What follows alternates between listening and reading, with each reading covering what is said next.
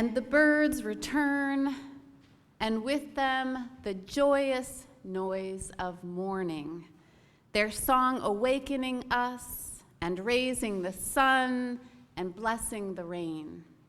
A new season comes, the forsythia and the buds of the maple and the oak and the fuzz of willows. We rise again, witnessing that a new day is possible, a new moment is possible. Whatever our mistakes, whatever our regrets, this is the day that we have been given in full. Let us breathe in and out together. Let us open our arms and open our hearts to the potential to begin again, right now, right here. Come, let us worship together and begin anew.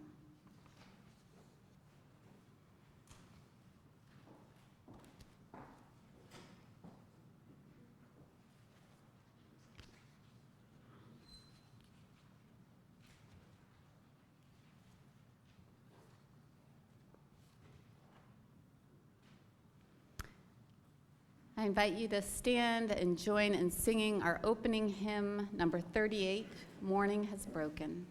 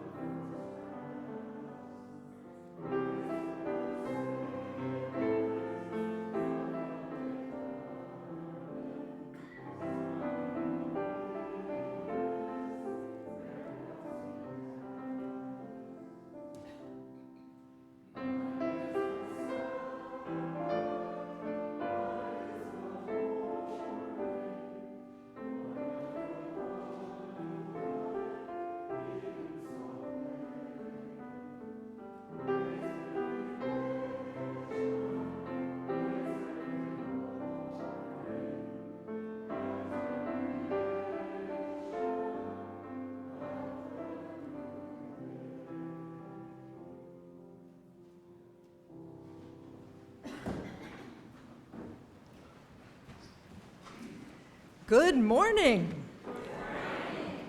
It is great to see you. It's a little drizzly, but it seems like all of those green things on the trees are out, and the birds are eating them too from the tops of the branches. I don't know what they are. I guess the blossoms? The bits? The what? Everybody knows the name of this object. What?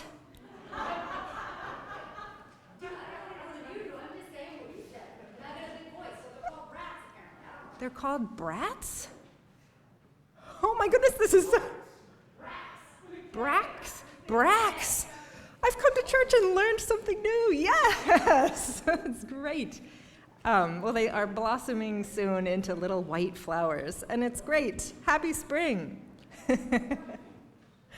All right. Welcome to the First Parish in Bedford. Come into this house of hope and love, of peace and justice, of wholeness and healing.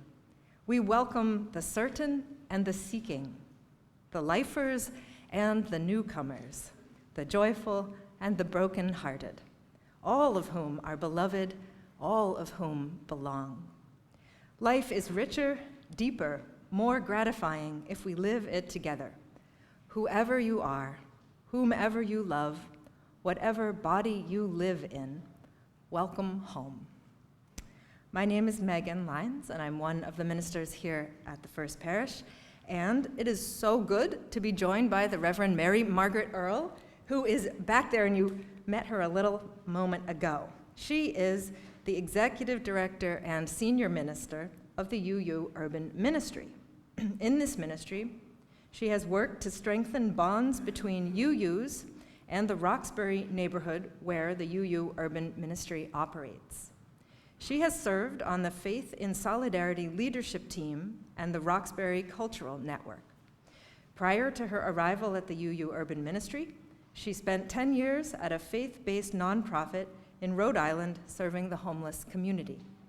She is past president of the board of the Rhode Island Coalition for the Homeless, recipient of the Heroes of Faith Award from the Rhode Island State Council of Churches for her interfaith work, and received a Courage of Conscience Award from the Peace Abbey in Sherborn, Mass. She is a longtime vegan committed to standing up for non-human animals.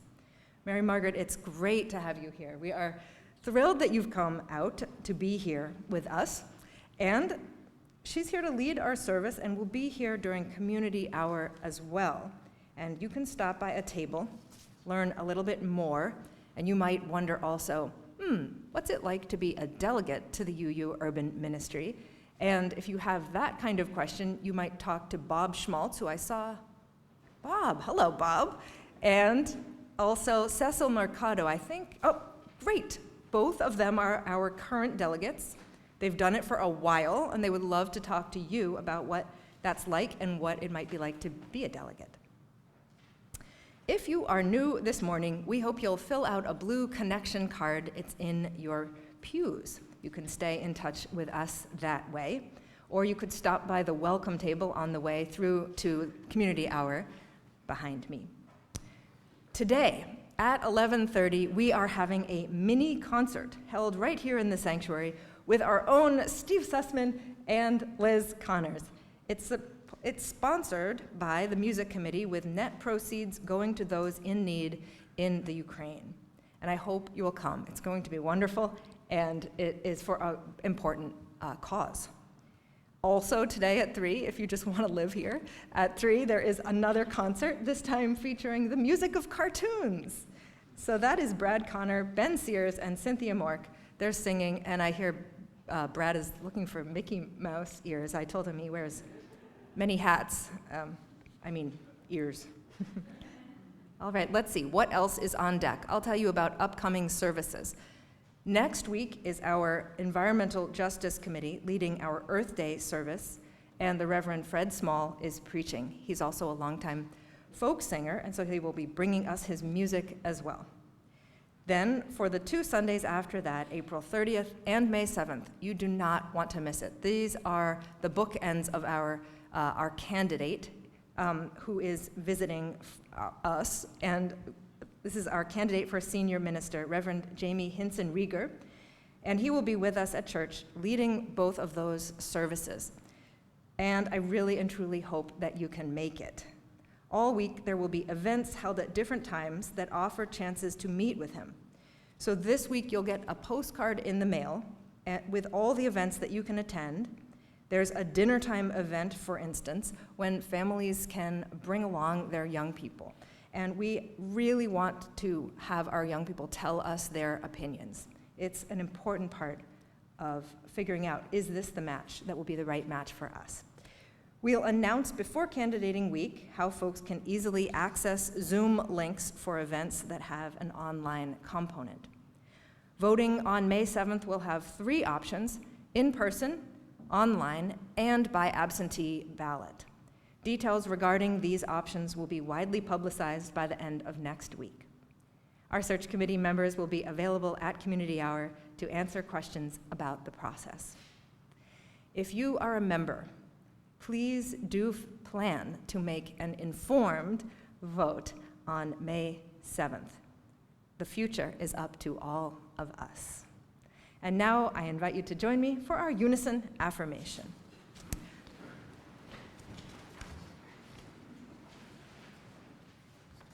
Love is the spirit of this church, and service is its law.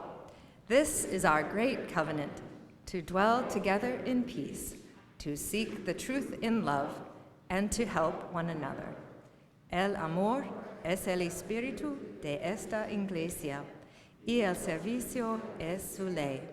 Este es nuestro gran pacto, vivir juntos en paz, buscar la verdad en espíritu de amor y ayudarnos los unos a los otros.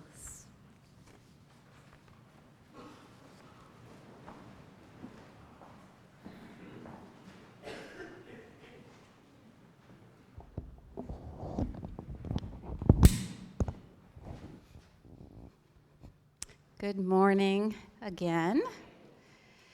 So I wanted to show you some of the seeds that I'm planting this season.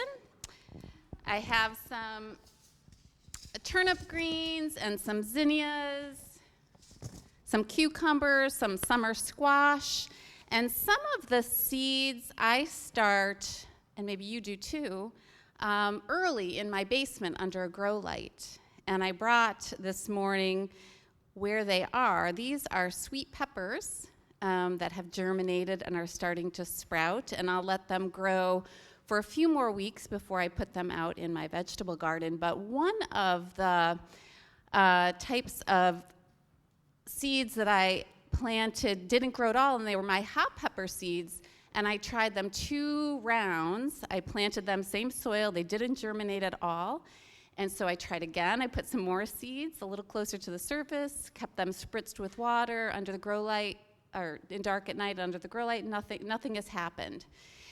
And that reminds me of a story that's adapted by an author named Nancy Hansen about these 2 seeds. And the story of the 2 seeds is there are 2 seeds that were in the ground, in the dirt, side by side.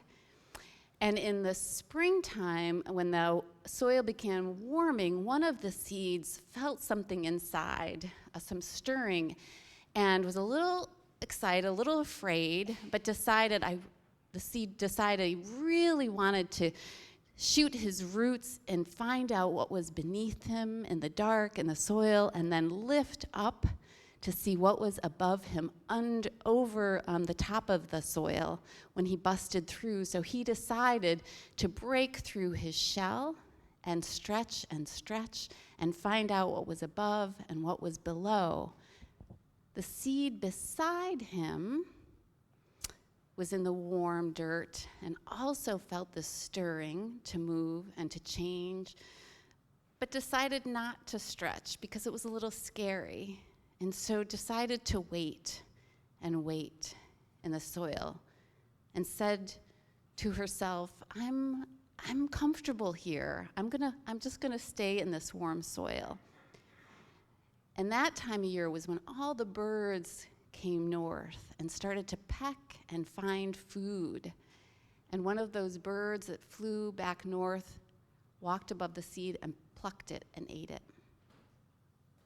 And I wonder what we think about the meaning of that story.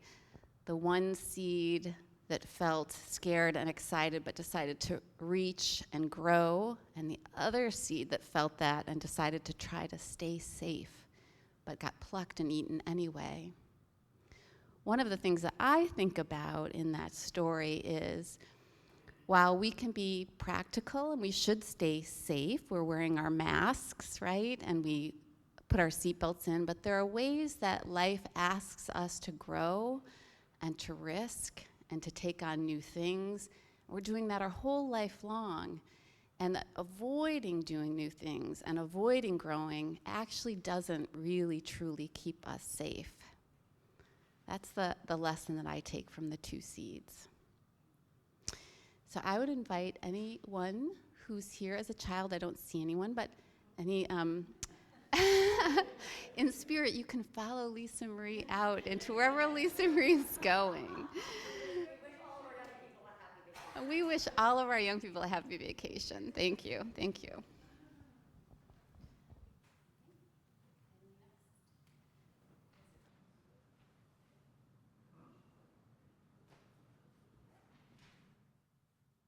Good morning from Tennessee. Can you hear me?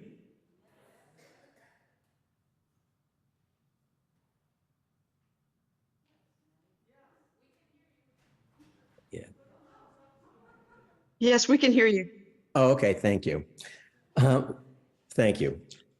So my origin story with First Parish began 34 years ago.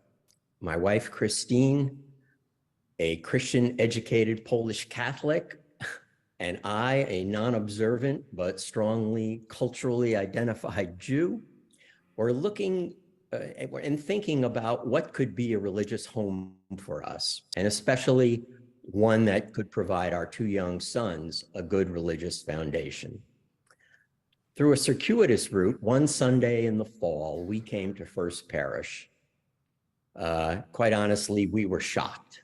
The service was nothing like anything we had previously experienced. But one thing was clear that day. Several of our good friends were there, and so too were a whole bunch of people that we highly respected, largely from having seen them at Bedford's town meetings. Now, we didn't come back again until after New Year's. We really had to think about it, but when we did, we were immediately hooked, and we've been coming ever since.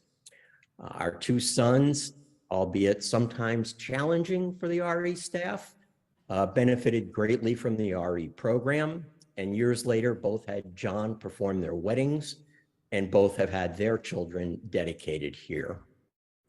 Chris and I have been engaged in various efforts at the church, and this has helped us maintain the great relationships that we had back when we first came. And it also puts us in contact with newer, younger members, something that we really enjoy and hope we can do more of. Now, a significant part of my own involvement has been, as I like often to say, to hide at the rear of the sanctuary running the sound system. And while it's mainly a technical job, which is okay, I'm an engineer, it has afforded me opportunities to get to know a bunch of other folks, who work on our various tech teams, but it's done more than that. I've had the pleasure of mentoring youth who wanted to learn this work and who have gone on to do it to a greater extent than I have. And I also learned to quietly entertain fidgety toddlers sitting at the back of the church. And I would do this by placing pieces of masking tape that I would attach to their fingers, which they enjoyed to no end. So First Parish, remains very important to us. We support it strongly, and I hope you will as well. And now I want to do a second short little part of my moment here, and that is as part of the stewardship committee that I joined. And I want to share my screen and show something. Okay. All right, so we are in the midst of our stewardship campaign. It's been ongoing for just about 1 month now. And as we've been telling you, this is an important year, a year of transformation. So what I want to do is give you an update of where we are, how our pledges are coming in. So let's see. So we have 11 new pledges. This includes pledges from both members and friends who have not pledged previously. There are 5 pledges that have been reduced from last year due to undoubtedly special circumstances in their families. 18 pledges are unchanged, but others have increased.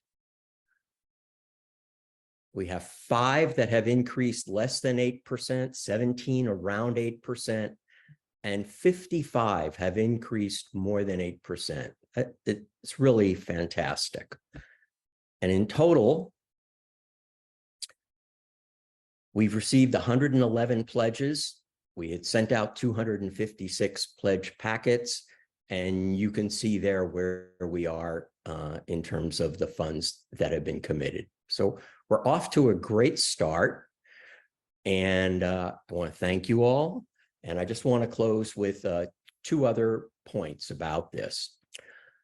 So if you weren't a member or a friend and you wouldn't have gotten a pledge packet, if you've already pledged but would like to change your pledge, perhaps increase it. If you've lost your pledge packet or your dog ate it and you sort of don't know what to do, you don't know what you pledged last year, please contact the church office or any of us on the stewardship committee. We'll be happy to help you. And finally, if you have your pledge packet and you haven't turned in your pledge, you can see there's roughly 140 odd people who haven't done so. We're hoping to get them all by next week. It would be great for us not to have sort of budget uncertainty as we plan for this new year, hopefully with Jamie coming on board. So please turn in your pledges as soon as you can. And of course, please be as generous as you can. Thank you.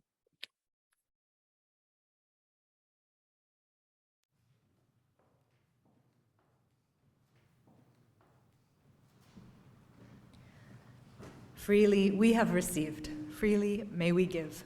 Our morning's offering will now most gratefully be received.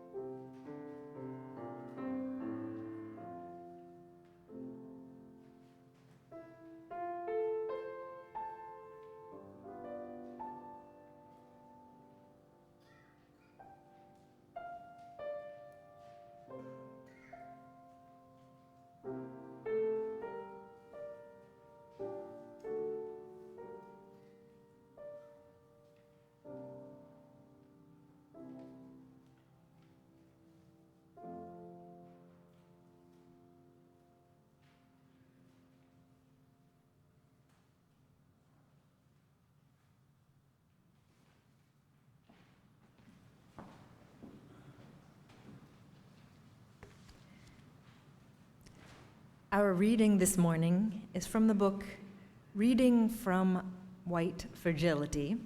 This is not what I meant to say. Let me start over. Our reading this morning is from the book White Fragility by Robin DiAngelo. Sorry, you guys. I'm just still thinking about Brex on the trees. I don't know. I'm lost here. All right, here we go. Our reading by Robin DiAngelo. African-American scholar and filmmaker Omowale Aketunde says, racism is a systemic, societal, institutional, omnipresent, and epistemological embedded phenomenon that pervades every vestige of our reality. For most whites, however, racism is like murder. The concept exists, but someone has to commit it in order for it to happen. This limited view of such a multi-layered syndrome cultivates the sinister nature of racism and, in fact, perpetuates racist phenomena rather than eradicates them. The good-bad frame is a false dichotomy. All people hold prejudices, especially across racial lines in a society deeply divided by race. I can be told that everyone is equal by my parents. I can have friends of color, and I may not tell racist jokes. Yet, I am still affected by the forces of racism as a member of society in which racism is the bedrock. I will still be seen as white, treated as white, and experience life as a white person. My identity, personality, interests, and investments will develop from a white perspective. I will have a white worldview and a white frame of reference. In a society in which race clearly matters, our race profoundly shapes us. If we want to challenge this construct, we must make an honest accounting of how it is manifest in our own lives and in the society around us.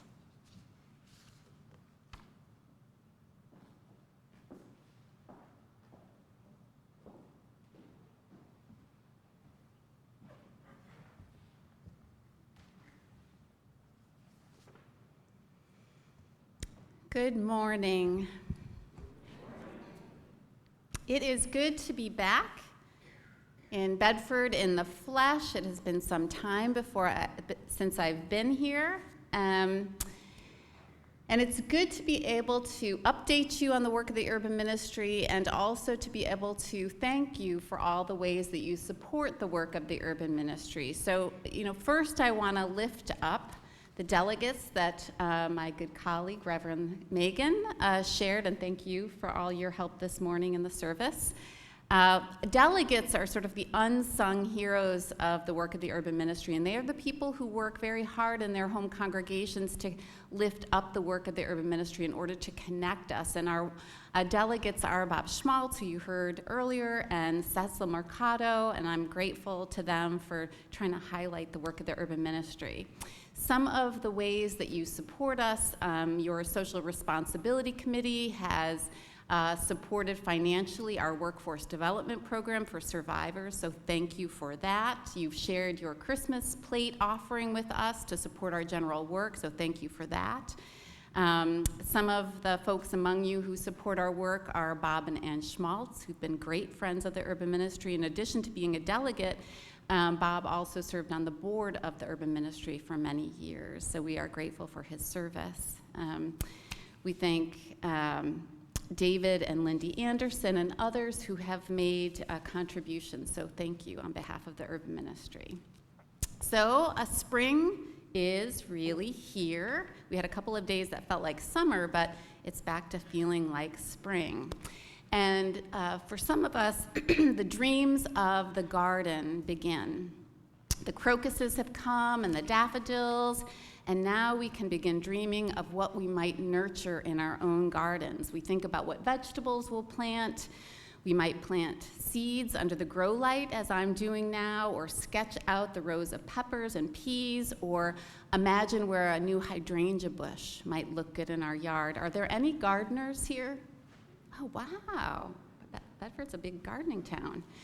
So I've been a gardener since I was 11 years old, and I went into my backyard and I turned over some dirt and I planted these carrots too closely, never thinned them, and they emerged these sort of gargantuan bulbs with a multitude of spindly carrot legs. I've continued over many years to dig in the soil, plant seeds, and grow vegetables, but always a somewhat impatient and impulsive gardener. Are there any impatient and impulsive gardeners? Yeah, I feel you.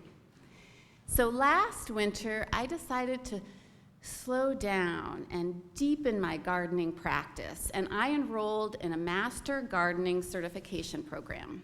And I'd be lying if I said I wasn't secretly drawn to the idea of becoming a master gardener, an expert holding this impressive knowledge beyond that of ordinary gardeners.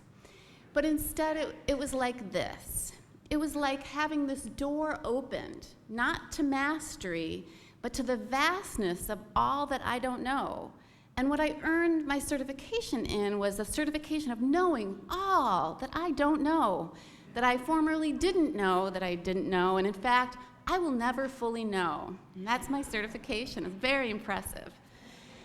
So instead of tips on fertilizing tomatoes was this world of what it means to tend the earth right around me, from the value of native plants, to the danger of invasive species, to how rain from the gutter spouts will flow off our roof and hit the driveway, and if it hits a pavement, it's going to go into the stormwater and pollute the bay. The thing that I most clearly learned in my master gardening course is that if master gardener means being an expert, then I will never be one. I will always be trying and failing and learning and trying again. And that is just what it feels like in my work at the urban ministry. This is just what it feels like to do the work of racial justice, to begin a journey that shows me far more than I ever imagined, that I will never be an expert in, and that is more essential than I first understood. So it's good to be here with you to share that journey with you. So Bedford is one of 46 Unitarian Universalist congregations around Greater Boston that are members of the Unitarian Universalist Urban Ministry. And we are a 190-year-old nonprofit that was founded by the Reverend Joseph Tuckerman, a Unitarian minister. Reverend Tuckerman was committed to listening to those who were oppressed and to educating privileged Bostonians about poverty and the injustice that created that poverty. He became known as a father of modern social work. He merged the justice work of Unitarian congregations, and the urban ministry's member congregations have been central to its work since. Over time, we've done many things: built elder housing, had an Asian-appropriate food pantry, had a free legal clinic. In 1976, one of the urban ministry's member congregations, First Church in Roxbury, folded. The church had been founded in Roxbury in the 1600s by the Puritans, and the congregation had worshiped there throughout the centuries. Roxbury in time became an affluent white Boston suburb. But by the 1970s, the urban and suburban landscapes were changing, and Roxbury became the heart of Boston's African-American community. Throughout the decades in Boston, government-sanctioned covenant restrictions, redlining, and racist FHA and HUD policies had sparked an exodus of white people from city to suburbs, while African Americans could only find housing in neighborhoods like Roxbury, where the housing stock was older, where banks refused home improvement loans, and where the government had disinvested. It was in that context that the congregation of First Church Roxbury dwindled. So its last members decided to close, and they bequeathed to us their property and their historic buildings, which included Boston's oldest surviving wood frame church building and a nearby parish hall and an abundant green space overlooking the Boston skyline. That's where I arrived a little over 8 years ago. Our programs were a domestic violence shelter, youth programming, weekend activities for young children.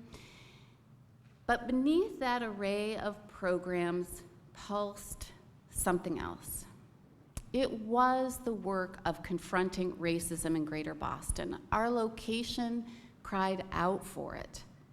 But that wasn't what I signed up for, though. On my first week, the killers of Michael Brown were not indicted. Michael Brown, as you may recall, was an 18-year-old African-American who was shot and killed by police in Ferguson, Missouri in 2014. That week, my first, the staff of the urban ministry came to me and they asked me to make a public statement on the death of Michael Brown and on the fact that the officers who killed him were not held accountable. I remember that evening sitting in my office, nervous. I lit a candle, tried to just breathe in and out. I didn't want to make a statement because I was new, and I didn't know also what to think about the killing of Michael Brown, and I didn't know how to talk about racism, and that wasn't the work that I had come to do. I came to run programs to help people. That's what I came to do. But what I was called to do was a whole other matter. The urban ministry had been given this gift of location, one that we are called to live into. We are grounded in this amazing community of Roxbury. Its story tells the national story of racism, urban renewal, and segregation. And it also tells the story of resilience, Black community organizing and resistance and cultural richness. And we are encircled by communities and neighborhoods also shaped by racism in reverse, shaped by policies that have given benefit to people who are white, policies that have kept these neighborhoods white by design, and that have UU congregations in the center of them, congregations who are called to dismantle racism and have the power to make change. This is an extraordinary opportunity for our faith to do the work of dismantling racism and real justice. Over time, this work at the intersection of communities has cured me of my reluctance to deal with race. I learn daily about the history of racism and how racism is foundational in this country and how it shows up in every single system. It is the root cause of enormous suffering, from the racial wealth gap to health disparities, to the heart of the prison industrial complex, to the reason our communities are so segregated. Here are a few of the measures of the impact of racism from the Brookings Institute. 1 in 3 Black men born in 2001 will spend time in prison in their lifetime. According to the Prison Policy Initiative, the juvenile justice system confines Black youth at 4 times the rate of white youth. 1 in 3 Black families have 0 or negative wealth. Many of us by now have heard the statistic from the Federal Reserve that showed that in Boston, white Bostonians have a net worth, which is your assets minus your debts, of $247,000, while Black Bostonians have a net worth of $8. In the United States, 1 in 3 Black children live in poverty. They are three times as likely to do so as white children. 1 in 7 Black children suffer from asthma, and according to the Asthma and Allergy Foundation of America, Black Americans are 3 times as likely to die of asthma, one health indicator. The average lifespan in Roxbury is 30 years less than it is 1 mile away in white Back Bay. Meanwhile, white people continue to hold most of the power, control, and resources. D'Angelo gives these examples in her book, White Fragility, from 2016, 2017, which may have changed slightly by 2023, but not by much. The 10 richest Americans are 100% white. United States Congress, 90% white. US governors, 96% white. Top military advisors, 100% white. People who decide what TV shows we see, 93% white. People who decide what books we read, 90% white. People who decide what news is covered, 85% white. Teachers, 82% white. Full-time college professors, 84% white. This is the world that we move in, where white people hold power and control of systems that still benefit and reflect us and that disadvantage Black Americans. 2 years ago, the urban ministry adopted a new mission that faced that reality. We committed to dismantle racism and white supremacy culture and to advance racial, social, and economic justice. We know that we alone won't dismantle racism in Boston, but we can use our strengths to make change in Greater Boston. Since adopting our mission, we've been wrestling with how to now live into it. What programs and work to change, to begin, to reshape. It is hard and messy work. It takes trying and learning and rolling up our sleeves. And lessons from the garden are those that I carry into this work too. And here are my 5 lessons from the garden. Lesson number 1, test the soil. That is, what is in this soil? What is our history? What's beneath our feet? The urban ministry is committed to examining our own history, the inherited history of the First Church in Roxbury and the history of the urban ministry. We engaged a researcher to look into the history of enslavers and the enslaved connected with the First Church Roxbury congregation. He completed his research this winter from the first phase, which showed a depth of enslavement related to the church, with even its first minister an enslaver. I shared the history of how we inherited our campus by white flight in 1976, because it's important that we name inheriting this space in the heart of Roxbury from a white congregation. That is part of our legacy.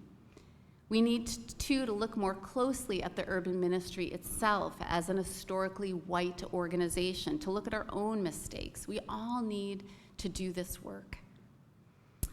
In Robin DiAngelo's book, White Fragility, we heard from African-American scholar Amawale Akintunde, who said, quote, racism is a systematic, societal, institutional, omnipresent, and epistemologically embedded phenomenon that pervades every vestige of our reality, end quote. But for white people, DiAngelo says, it's invisible, like water. We see race that is something that's part of a Black community like Roxbury, but not necessarily as something that's part of our white communities and history. And our work is to see the water in which we are swimming. DiAngelo writes, quote, predominantly white neighborhoods are not outside of race, they are teeming with race. One way to see that water is in telling and holding up our histories that underpin our churches, our communities, our institutions.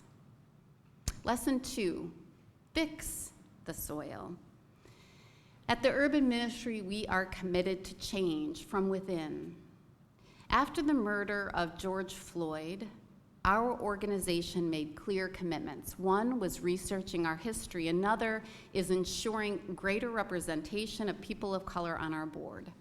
Our priority is cultivating more community members so our board looks like the communities that we partner with: Unitarian Universalists, many of whom are white, former program participants, mostly people of color, and Roxbury community members of color.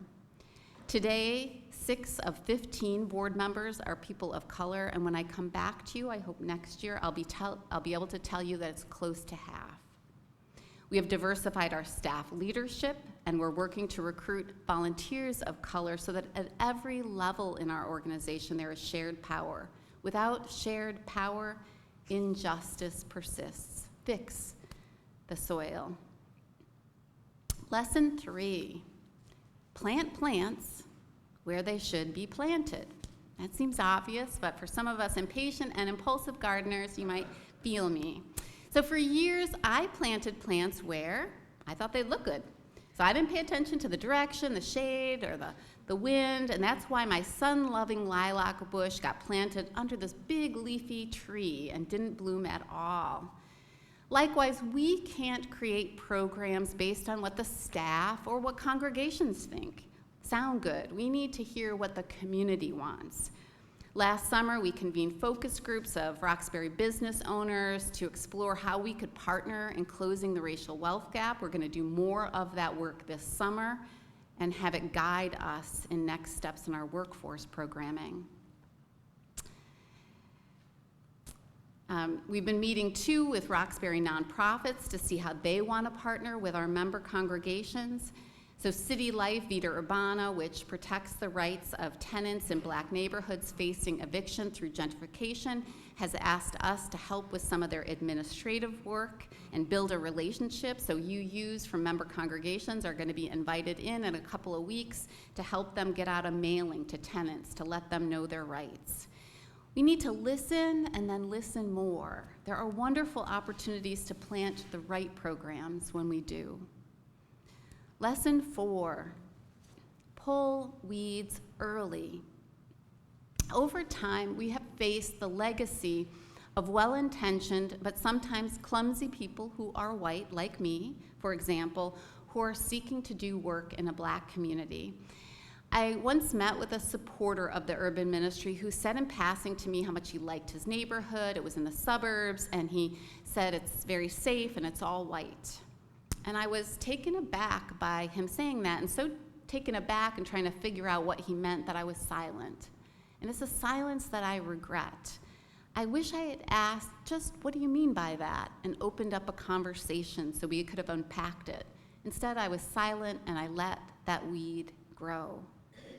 When I came to the urban ministry, staff of color shared stories like that to me, and they echo and are painful. We're committed to doing better.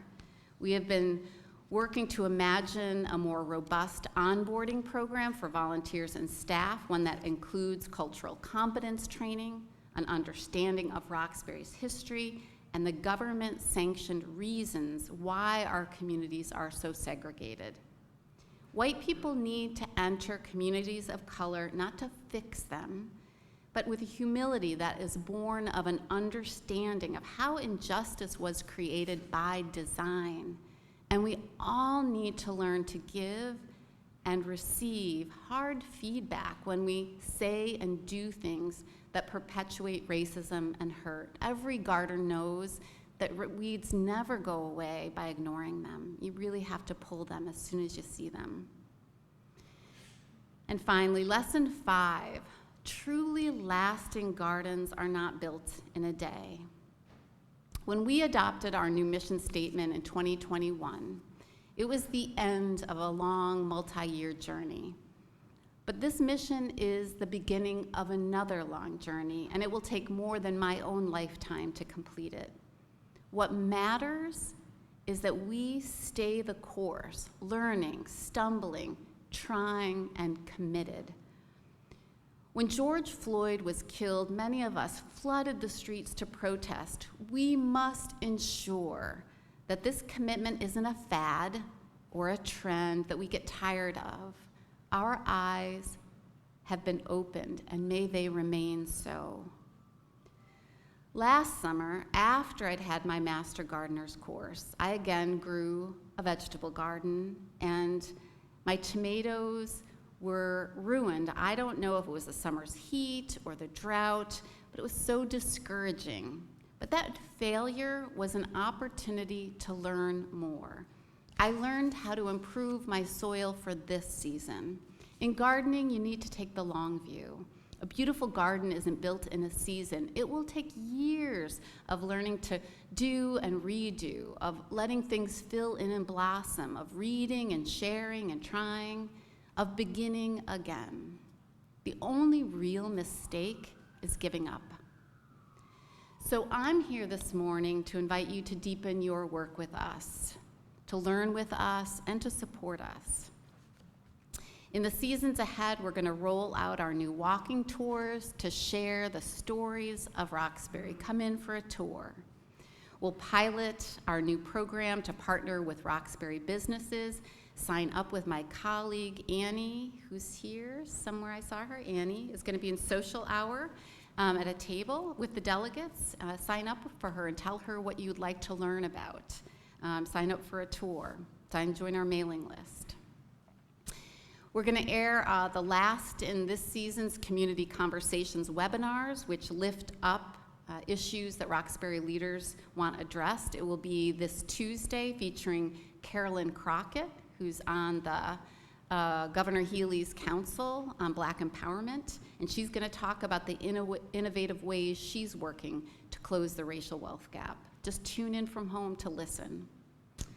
Last summer, my garden did not do all that I hoped for. My potato crop was sparse, and I already shared about my tomatoes, but I also planted bushes of goldenrod for the pollinators that took, and salvia for the migrating hummingbirds that stayed a deep purple well into the fall.